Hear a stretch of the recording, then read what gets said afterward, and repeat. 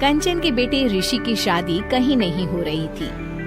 एक तो ऋषि मोटा, ऊपर से कमाई भी कोई खास नहीं। लेकिन कंचन को तो शौक था मॉडर्न बहू लाने का, और उसे एक दिन ऐसी लड़की मिल भी जाती है।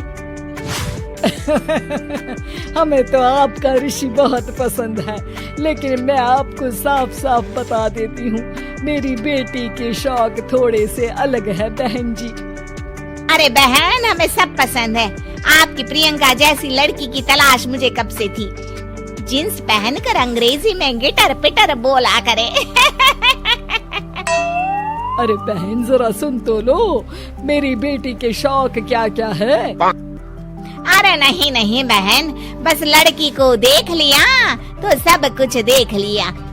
आप ना शादी की तैयारी करो, और वो जरा सामान की लिस्ट भी दी है ना मैंने। हाँ बहन जी, सारा सामान शादी से एक दिन पहले ही आपके दरवाजे आ जाएगा। मजा आ गया, मजा आ गया। अब तो बस आप शादी की तैयारी करो। प्रियंका के माता पिता के जाने के बाद कंचन का पति उससे कहता है, अरे भाग्यवान, तुम तो कुछ ज्यादा ही जल्दी दिखा रही थी शादी की। अरे बोलने तो देती, लड़की की माँ क्या बोलना चाह रही थी। अरे आप चुप रहिए जी, कुछ पता भी है आपको, बस मुफ्त में बोले जा रहे हैं। मेरी दोस्त शशि की बहू देखी, लंबी पतली और पढ़ी लिखी, हजारों में कमाई और संस्कारी भी। अरे पर जब वो मेरी बहू देखेगी तो जल भुन जाएगी। लेकिन तुम तो शादी ऋषि के लिए कर रही हो ना, या शशि के लिए? तुम्हारा लड़का कुछ कमाता भी नहीं है, और शरीर भी भगवान की दुआ से फूलता ही जा रहा है। फिर बोले आप हैं? फिर बोले आप? मैंने कहा ना, प्रियंका जैसी जींस पहनकर अंग्रेजी झाड़ने वाली बहू किस्मत वालों को ही मिलती है। चुप रहिए आप। पति के लाख कहने पर भी कंचन ऋषि की शादी प्रियंका से करवा देती है। लेकिन प्रियंका जैसे ही घर में आती है, वैसे ही जोर जोर से चिल्लाकर नाचने लगती है। आज मेरी यार की शादी है, आज मेरी यार की शादी है। अरे नाचो मां नाचो। आज मेरी यार की शादी है। कंचन, उसका पति और ऋषि ये देखकर हैरान रह जाते हैं।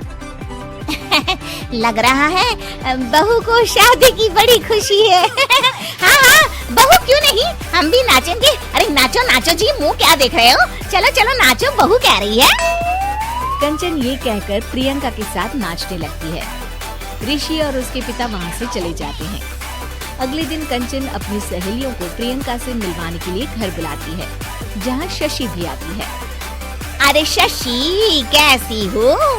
मैं ना तुम्हें प्रियंका से मिलवाती हूँ। अरे सच में बहुत ही एडवांस सोच की लड़की है। कितने मॉडर्न ख्यालात है उसके, पता है तुम्हें? अरे हाँ कंचन, जरूर। बच्चों की शादी अच्छी ही होनी चाहिए, और वैसे भी तुझे तो शुरू से ही ऊंचे ख्याल की बहू चाहिए थी। तभी कंचन की सहेली कहती है, अरे कंचन बुलाओ ना प्रियंका को, हम भी मिल ले। अरे बहू प्रियंका, जरा बाहर तो आना। कई बार आवाज देने के बाद भी प्रियंका बाहर नहीं आती है, तो कंचन को बुरा लग जाता है।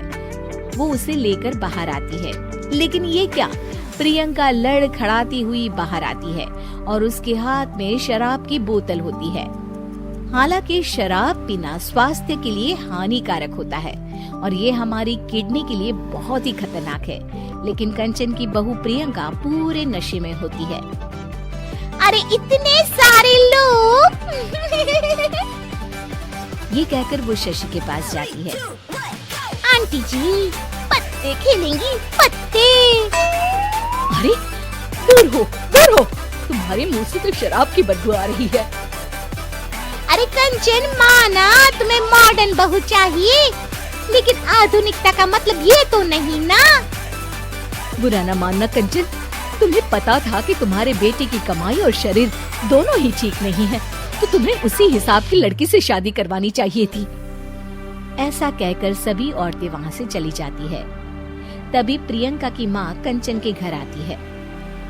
अरे बहन जी, बड़ी बड़ी चालाक निकली आप तो। बिना बताए अपनी पियक्कड़ बेटी मेरे लायक बेटे के गले में बांध दी। आय हाय, बड़ी आई बिना बताए।